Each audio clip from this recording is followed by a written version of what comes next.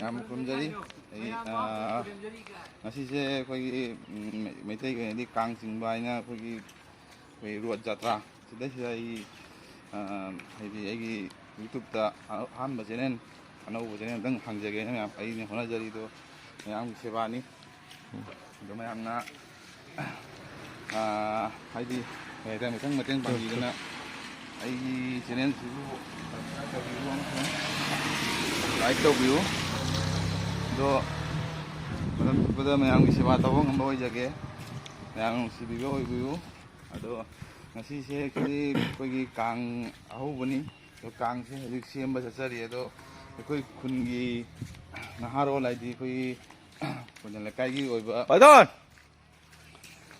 ꯅꯍꯥꯔꯣꯜꯒꯤ ꯑꯩꯈꯣꯏ ꯀ꯭ꯂꯕ ꯑꯃ ꯂꯩꯖꯩ ꯑꯗꯣ ꯀ꯭ꯂꯕꯁꯤꯅ ꯁꯤꯜ ꯂꯥꯡꯖꯗꯨꯅ ꯃꯌꯥꯝꯗ ꯑꯩꯈꯣꯏꯒꯤ ꯀꯩ ꯍꯥꯏꯇꯥꯔꯦ ꯃꯌꯥꯝ ꯈꯨꯟꯒꯤ ꯑꯣꯏꯕ ꯀꯥꯡꯁꯤ ꯆꯤꯡꯒꯦꯅ ꯍꯣꯠꯅꯖꯔꯤ ꯑꯗꯣ ꯑꯩ ꯏꯁꯥꯃꯛꯁꯨ ꯀ꯭ꯂꯕꯁꯤ ꯌꯥꯎꯖꯩ ꯑꯗꯣ ꯃꯌꯥꯝ ꯈꯨꯟꯒꯤ ꯑꯣꯏꯅ ꯉꯁꯤꯁꯦ ꯃꯌꯥꯝꯁꯦ ꯑꯔꯥꯞꯄꯗ ꯂꯩꯕ ꯏꯃꯥꯟꯅꯕꯁꯤꯡ ꯏꯆꯤꯟ ꯏꯅꯥꯎ ꯃꯌꯥꯝ ꯑꯃ ꯂꯩ ꯑꯗꯣ ꯃꯌꯥꯝꯅꯁꯨ ꯎꯕ ꯐꯪꯕꯤꯔꯅꯤ ꯉꯁꯤꯗꯒꯤ ꯑꯩꯒꯤ ꯆꯦꯅꯦꯜꯁꯤꯅ ꯃꯌꯥꯝ ꯁꯕꯁꯀ꯭ꯔꯥꯏꯕ ꯇꯧꯕꯤꯔꯒꯗꯤ ꯈꯨꯟꯒꯤ ꯃꯤꯁꯤꯡꯅꯁꯨ ꯏꯃꯥꯟꯅꯕꯁꯤꯡꯅꯁꯨ ꯎꯕ ꯐꯪꯒꯅꯤ ꯑꯩꯈꯣꯏꯅ ꯂꯩꯀꯥꯏꯒꯤ ꯀꯥꯡ ꯆꯤꯡꯕ ꯍꯥꯏꯅꯀꯣ ꯑꯗꯣ ꯃꯌꯥꯝ ꯃꯤꯠꯌꯦꯡ ꯇꯥꯃꯤꯟꯅꯁꯤ ꯑꯗꯣ ꯑꯁꯣꯏ ꯑꯉꯥꯝ ꯌꯥꯎꯔꯁꯨ ꯑꯃꯁꯨꯡ ꯇꯨꯡꯗ ꯌꯥꯎꯔꯛꯂꯒꯁꯨ ꯉꯥꯛꯄꯤꯌꯨ ꯂꯥꯏꯅꯤ ꯂꯥꯏ ꯃꯌꯥꯝ ꯑꯃꯇꯪ ꯈꯣꯏꯔꯝꯃꯤꯟꯅꯁꯤ ꯇꯣꯝ ꯁꯤꯗ ꯄꯥꯏꯂꯣ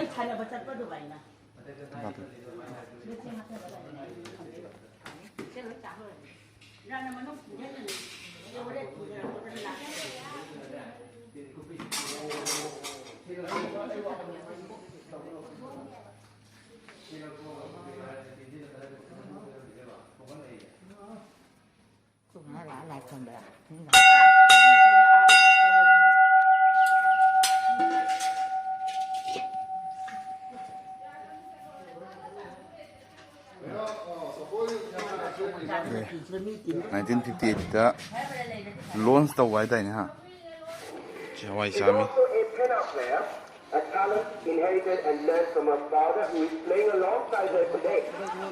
Her song today is about the natural beauty of her hometown, Manipur.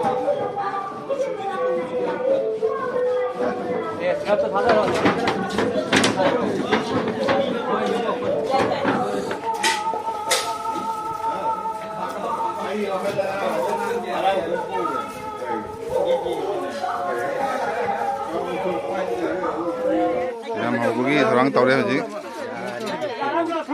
ꯍꯧꯔꯅꯤ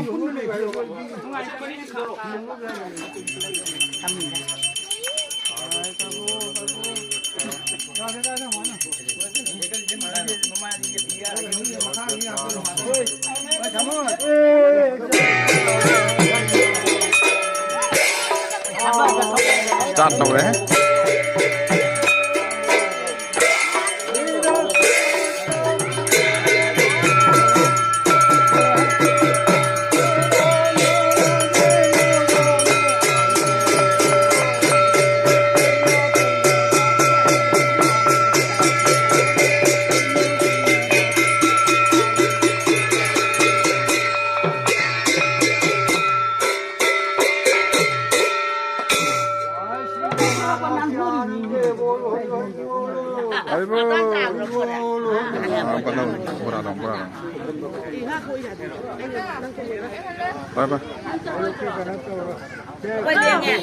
ꯊꯧꯔꯤꯁꯤꯡꯁꯦ ꯑꯉꯥꯡꯁꯤꯡ ꯊꯧꯔꯤꯁꯤꯡ ꯆꯥꯎꯔꯦ ꯇꯧꯔꯤ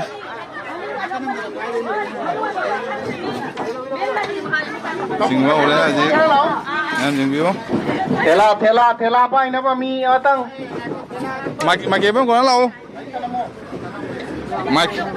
ꯃꯥꯏꯀꯦꯕꯟ ꯀꯣꯟꯅ ꯊꯦꯂꯥ ꯂꯥꯛꯑꯣ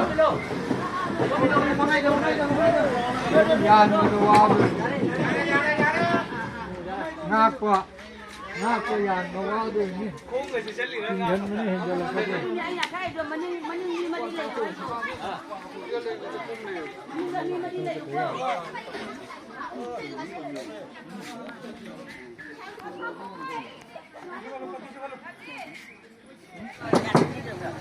स्टैंड पुथोर सिदा स्टैंड पुगोर से हां मनिंग इंजी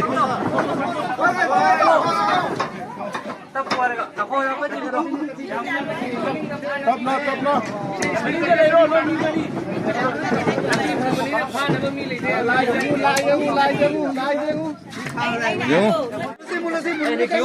Sangat tu macam gerok kau macam lo.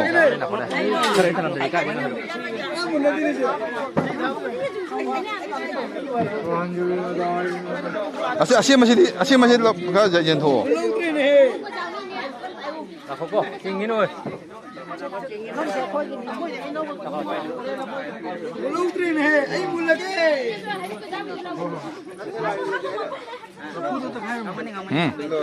Lafu tak khay lo.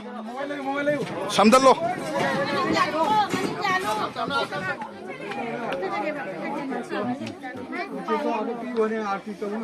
Bahaya misalnya ini apa? Lafu tu semua lafu tu. Saya tahu itu juga.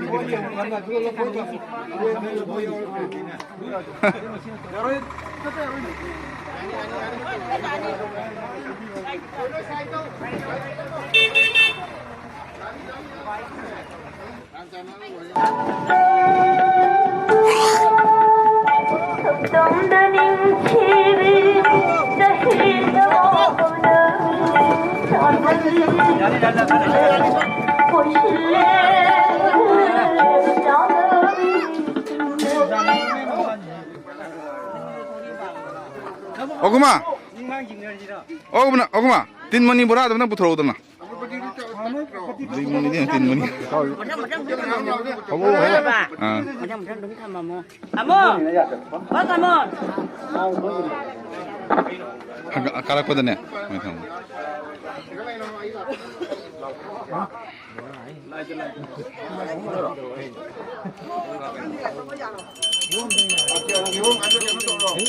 Aku ampun.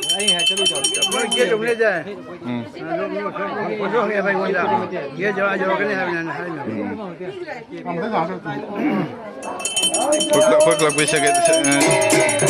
Kau bisa ke lagi talo ya saya. Lagi ni aku saya masih berjalan.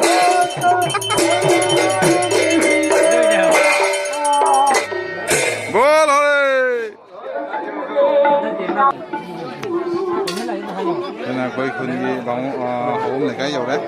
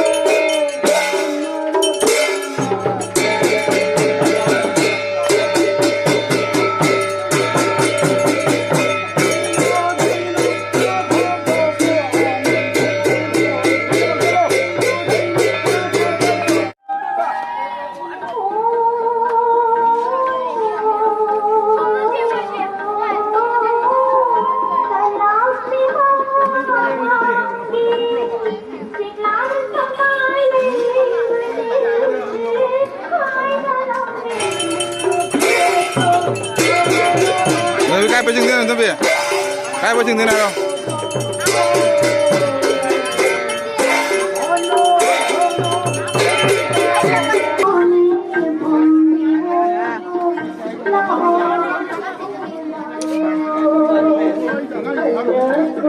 Mà cũng không sao vậy?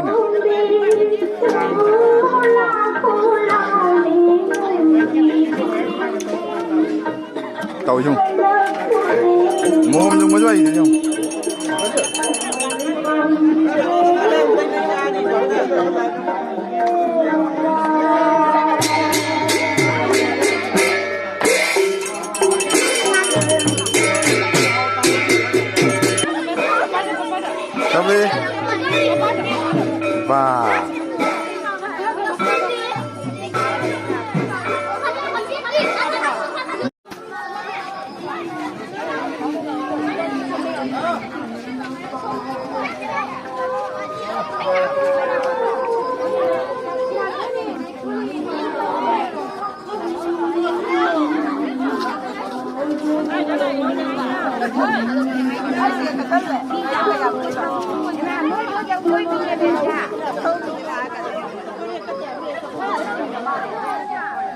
现在可以用呢。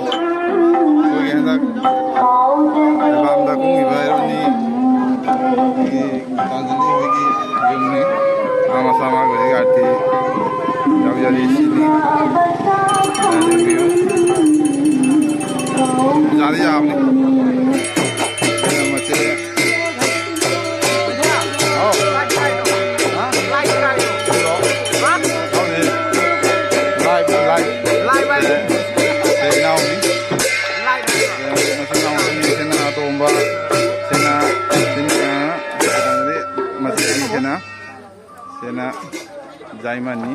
Saya mesti nak.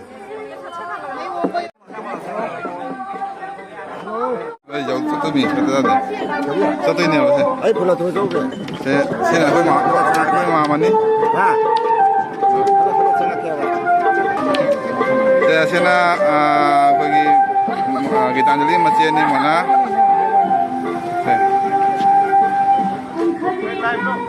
Saya nak kau ida iman aja.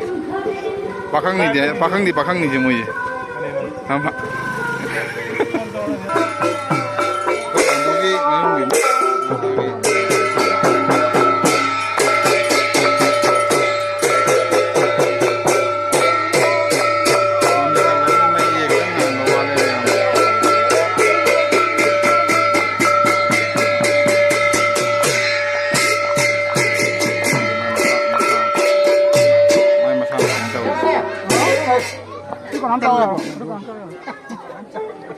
Kau mana kau bantu Rajiv begini. Nak ada apa? Mana ni dah?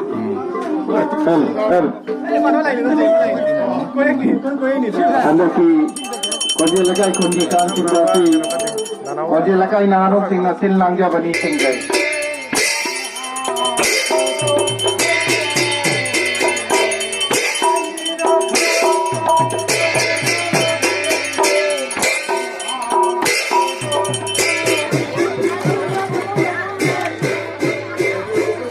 Kau pun dia ruai bani. Sisi na ruai bani do makada sapau lei sapau sisa mu hai daro ni do memang hai do mai sapau hai do kat ni ani apa mani kau lei. Sini sapau jauh le. Memang sapau jahan mani sini. Sapau pasang. Mau je kerana mana ni.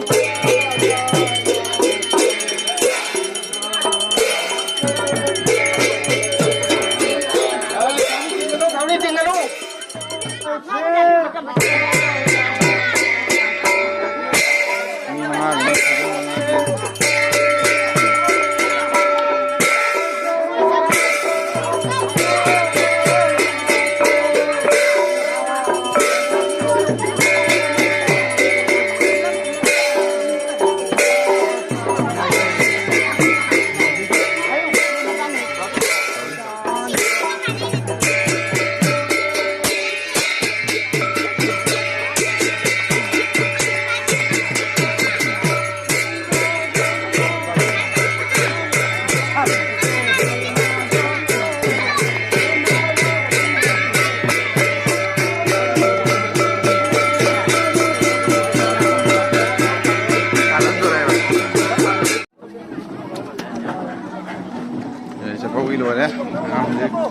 ꯑꯃꯨꯛ ꯍꯜꯂꯤꯅꯤ ꯈꯨꯜꯂꯣꯝꯗ ꯏꯁꯩꯁꯦꯒ ꯑꯦꯂꯥꯎꯟꯁꯦ ꯌꯥꯝ ꯊꯤ ꯆꯥꯟꯅꯕ ꯀꯩꯅꯣꯅꯤ ꯚꯥꯏ ꯃꯈꯥ ꯇꯥꯕꯤꯔꯣ ꯚꯥꯏ ꯂꯧꯗ꯭ꯔꯕꯣ ꯂꯧꯔꯤ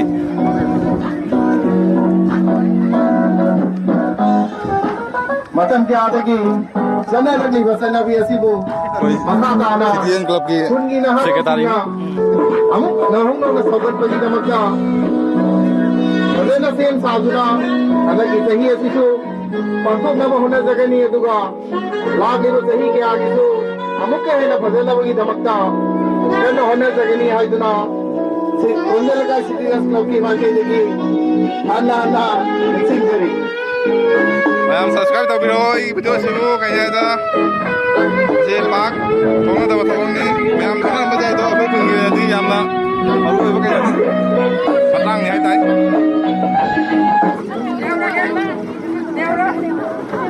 ꯆꯠꯄ ꯋꯤꯁꯦ ꯂꯩꯍꯧꯗꯣꯔꯦ ꯃꯌꯥꯝꯁꯦ ꯅꯨꯡꯗꯤ ꯅꯨꯡꯉꯥꯏꯇꯦ ꯃꯌꯥꯝ ꯀꯥꯏꯅꯗꯣꯏꯁꯦ ꯑꯃꯨꯛ ꯍꯧꯖꯤꯛ ꯃꯊꯛꯂꯣꯝ ꯌꯧꯔꯛꯑꯦ ꯁꯠꯇꯨꯅ ꯀꯥꯈꯠꯂꯛꯇꯅ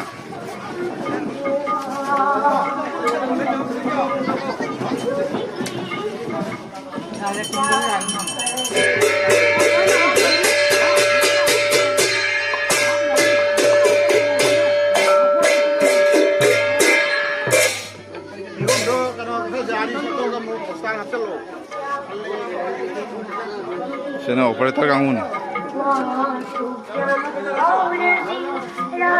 Anu kuih deh udah pak. Saya tahu ya pak. Tahu ilo in balik penuh. Ah. Namain. Kau berapa pun.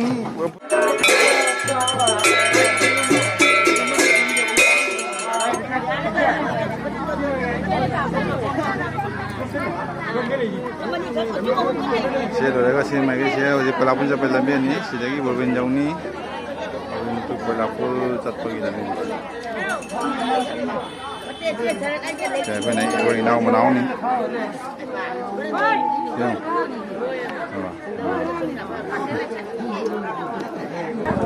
kang singgul pergi kasih cah besar je. Sini aru begini, tu masai tu zaman nak kap semua kita cah je. Saya kau naron Citizen Club ki naron ngatan sina sinlang ngatan ni mayam sinlang mengai dongan adum koi mayam ok tu suka en jabi tamin ha kau jadi yang war ya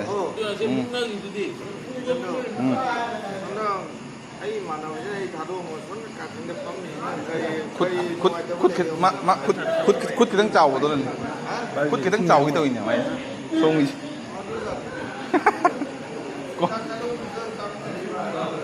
kanau komplain lah ya lam phamai komplain lah ya sini wari lah ya sini manung dah sini ngon laga payam bajau ni pai nungsit kena beri ngak nama di tahu tak apa tu nanjalo nungsit ngak lo oh bunu lo dia bunu dah lo batin tu tu putu orang dia pun kena jatuh ni batin dia ni gimana tu putu orang tak berjaya nasinya lo deh nasi ki kang jengba amu matang ki kang na mu nata deh dia yang ni mapan ni sudah mana nasi dia 209 dah kok. Okay, ma'am. Good night.